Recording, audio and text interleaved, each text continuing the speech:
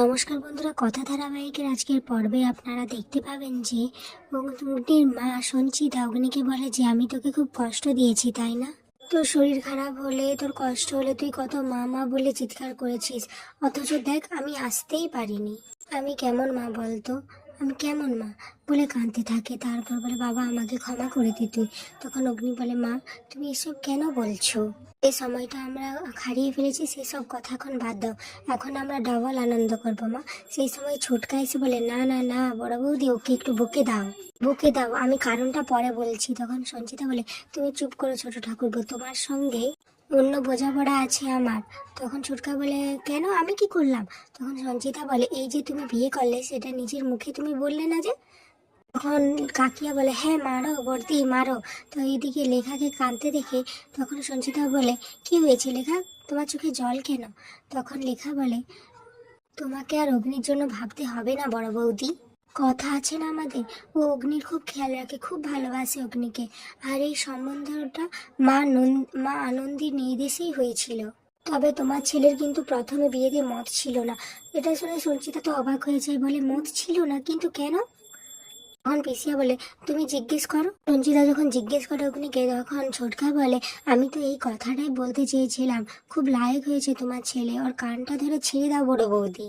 নাহলে তুমি জানো না বড় বৌদি, ছোটকা বলে নাহলে তুমি জানো না বড় বৌদি, কথার মতো এত ভালো একটা মানুষ ওকে পাত্তাই দেয় না। না হয় ইদানিং কিছুটা একটু হয়েছে আর কি, ওই আর কি। এসব দেখে সঞ্চিতা বলে তুমি, আমি নিজে পছন্দ করে বিয়ে দিলে অগ্নি ঠিক মানবে দেখো। তখন পিসিয়া বলে তোমার তাহলে কথার কথা মনে আছে? তখন সঞ্চিতা বলে কেন মনে থাকবে না, আমার সব মনে আছে। আমি যদি নিজে পছন্দ করেও বিয়ে দিতাম তাহলে হয়তো কথার মতো এত ভালো একটা মেয়ে পেতাম না। এই কথাটা শুনে অগ্নি তো অবাক হয়ে যায়, আর মনে মনে ভাবতে থাকে তাহলে কি মা কথাকে পছন্দ করে? এটা নিয়ে মায়ের সাথে আমার কথা বলতে হবে। এদিকে পিসিয়া বলে বড় বৌদি অগ্নির বিয়ের দিন সবাই ছিল, এদিকে ভাইও ফিরে এসেছিল, কিন্তু একমাত্র তুমিই ছিলে না। তখন সঞ্চিতা বলে ছেলের বিয়ে দেখিনি তো কি হয়েছে, আমি আমার মতো করে আবার ছেলের বিয়ে দেব। তখন পিসিয়া বলে সত্যি বলছো বড় বৌদি? তখন সঞ্চিতা বলে হ্যাঁ একদম সত্যি, আর এবারে একদম নিজের ইচ্ছে মতো আমি আমার ছেলের বিয়ে দেব, পুরো স্বাদ মিটিয়ে নেব। এবারে যা হবে সব আমার পছন্দ মতো হবে, বুঝলি? এসব কথা তার আড়াল থেকে শুনতে পেয়ে যায়, আর বলে কাঁদতে থাকে, আর বলে মায়ের পছন্দ মতো, তাহলে তো আমাকে এখন চলে যেতে হবে। তারপর পুরনো কথাগুলো মনে করতে থাকে, যেখানে অগ্নি কথাকে বলছে যে মায়ের স্মৃতি ফিরে এলে তোর কি হবে। তখন কথা বলে কি আর হবে, আমাকে চলে যেতে হবে।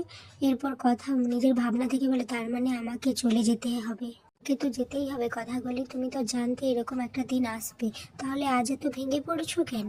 ভিডিওটি ভালো লাগলে আর সবার আগে আপডেট পেতে হলে আমার চ্যানেলটিকে সাবস্ক্রাইব করে রাখো।